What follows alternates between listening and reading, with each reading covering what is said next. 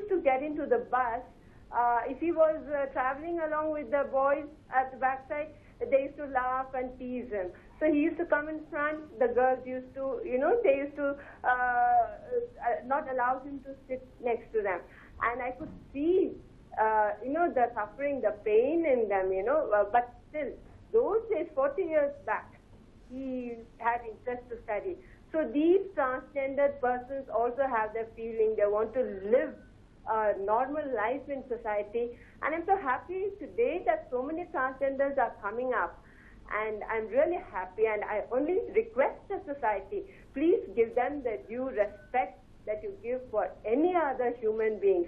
They are nothing less than any others. They, of course, in today's advanced medical science, a person can get their sex transformed. But these people from those days, it has been naturally transformed, which they themselves did not expect it.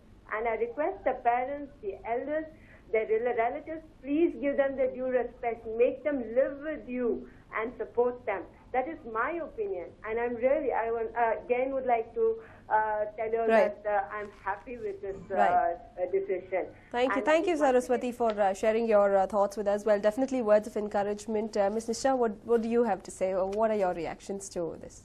Obviously, I'm very happy about this judgment. Really, in 90s, we don't have space for our share to our feelings. In that time, 1999, Sangama is formed by Yelavarthi Manohar, sir.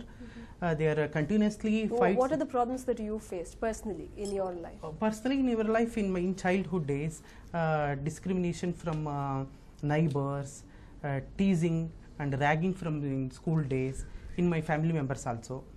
That's why I am discontinuing my education just first PUC. After that discontinuing my education, I can't live in my village. That's why I came to Bangalore. But Bangalore is very newly for me in that days. I can't live where I live. Where I don't have friends, relatives, nobody. That's why I'm joined to one Hijra culture, one Gharana. They are providing the shelter, food, and clothes, but they are not. They're expecting more money from my side. That's why I don't have any options. I'm selected only begging and sex work. Right. But I have some education also, but I did not get a job from any private sectors. So then most in your community are forced to resort to begging, or unfortunately they are selecting begging and sex work. We have no other options. Right, absolutely. Well, Mr. Manohar, you wanted to point out a few key points in this particular judgment. If you can just share. Yes, it with the us. first point is actually that whether they're hijras or transgenders, they are given a choice to choose as a male or a female or a third gender. That's the first one. And second thing is that to be recognized with whatever gender one wishes, the government has to accept it, and government should not force people to go for a sex change for that. And in fact, the court clearly says asking people to go through SRS to be recognized as what they are is not only illegal but immoral. Those are very strong words.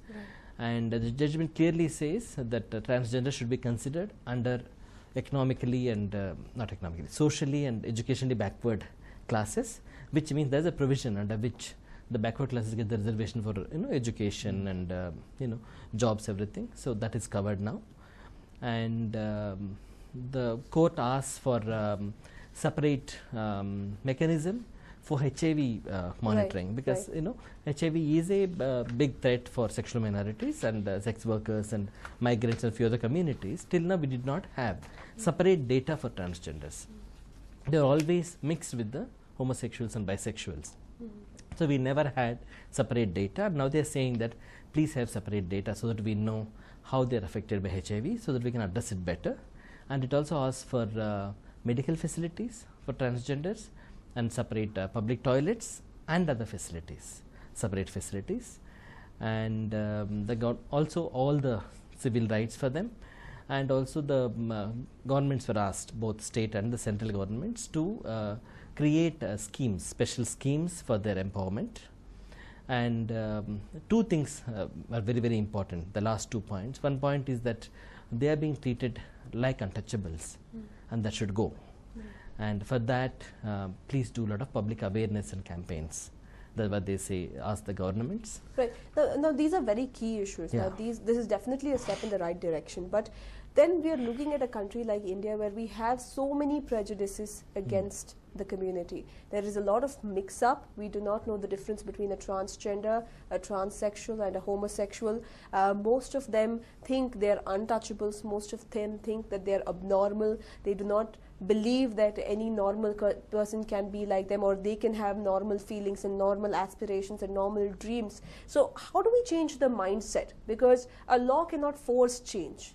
Actually, the law is showing the route, the judgment is showing the route. They said that already the central government, the Ministry of Justice, Social Justice and Empowerment, they have constituted a committee for transgender welfare.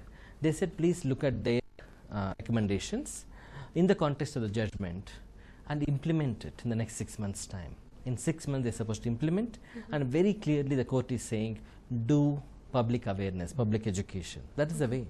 And we have, because government is doing that. For example, we have completely eradicated pulse polio. But this is a different issue. Yeah. Now, What I'm saying is that I'm giving that example. No, that is an issue medically, and that affects every household. No, but we also have many other medical issues which are not fully addressed. But those are addressed because we had a political will. If they have political will, they can address transgenders. And transgenders is a very small community. They are not in crores. They are in few lakhs. So it's very, very easy to address. And with the basic education, they can do it. In fact, they can start from the school curriculum. Because it's very easy to tell children. Because, discrimination is learned by children. If you tell a child, when the child is young, that one can be a man, or a woman, or a, third category, boy, girl, or one more category. If you can tell that, they will grow, including everybody. Often the discrimination is learnt behavior. We can teach them.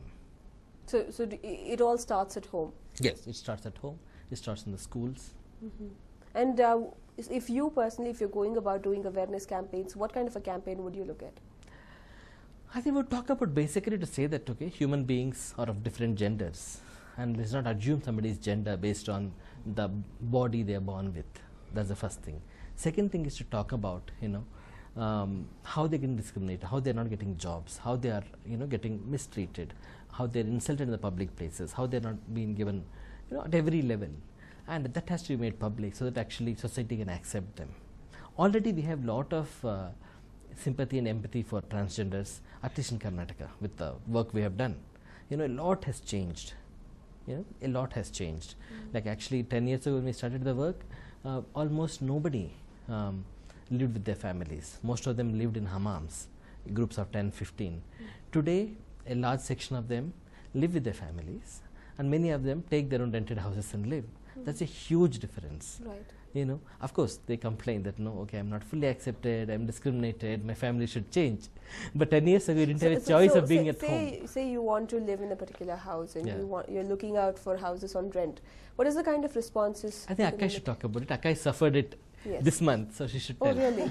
Please share it with us. Myself, Nisha, my colleague Veena, we all suffered the same thing. Though we are people, keep coming news channels, newspapers, magazines, etc.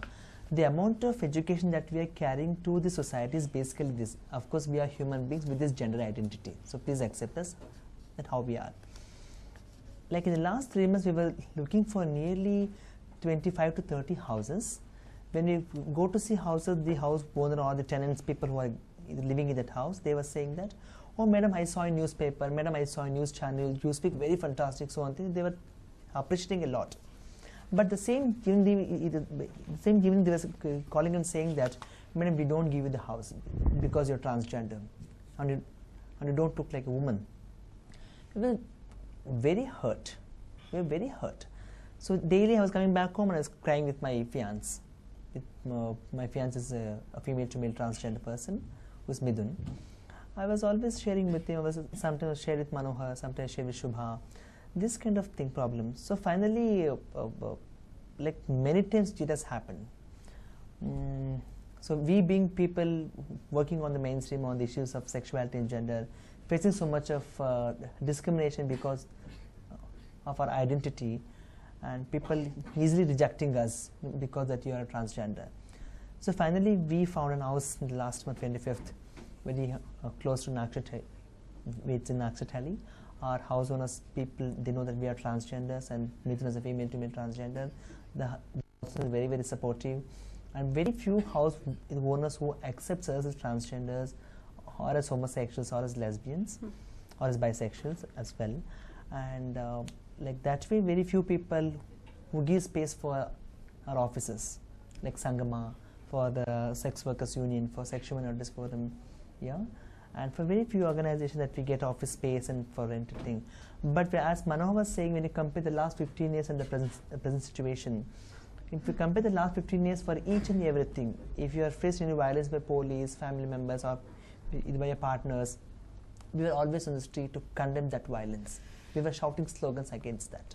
But when you compare now, 15 years people are throwing stones, tomatoes at you, but the same society is now accepting towards, yes, you are part of the society. So that recognition that the society is giving, why is that? Because of the amount of activism which happened in Bangalore. If you compare Bangalore and Bombay, Bangalore, Chennai, Bangalore, Calicut, no. So Bangalore is a space where you can have a space for a dialogue on many, many issues and linking with sexuality and gender. No, that's how the movement of women's movement, Dalits movement, we all came forward to understand each other issues. Yeah. So in that way, we being a transgender facing, it's not only part of housing, it's part of employment. Yeah, your health, your adoption, your marriage. So many things around gender and gender diversity. I think we have a lot more things to be done. Of course, Supreme Court has really guided to take it a social awareness. So I was talking today morning to Justice Altamaska, because he was very supportive and saying that yes, it's now your duty to take up that for a social change. Yeah. So people who are discriminating you, that people should accept you. Yeah. So we are making separate toilets for you. We are making separate, either reservations for you. Please access it. In that way, he was speaking. Of course, we are so thankful for the judiciary. And are you confident that it will be implemented and it will not just remain on paper? See, that thing I'm quite worried. When you compare to 2010, the government order copy has not been implemented properly by the government of Karnataka. Only two things have been implemented. One is that providing the voter IDs and ration cards. Now, that too for few people. When you talk about Karnataka population, which crosses more than 30,000 of gender minorities, which includes male to female and female to male transgenders, and say the amount people have got only 150, 170 of ration cards and things like that. Of course, the voter ID which crosses more than 3,400. See, that is not the numbers they should cross. Right. So let the government of Karnataka come forward. An institution like Sangama, Sexual Minorities Forum, we but are have voter ID cards and ration cards been rejected to any applicant? Or yeah, is it been or is it that the applicant people. Also hasn't gone ahead? No, that rejection has been done for few people because of due to their address problem. Okay. So that's why we requested the Election Commission or the Food and Civil Supplies Department saying that when we submit our affidavit, so please recognize that as an original document, because we people are thrown from the families. Okay. When you're thrown out of the family, there is no other things space. have changed for good. For example, even if you take housing, 10 years ago you had only few areas like maybe RTC layout, Hudi, whatever. And in the last 10 years, you have new areas developing. For example, we have now Dasarahalli and Amritahalli. There people give homes. So one area. And then again, we are talking about Nagashettihalli because Aneka office is located there. Now the few house owners around that office are willing to give houses. So there is small changes happening. So definitely you can see the awareness spreading. But we want it to spread across Bangalore.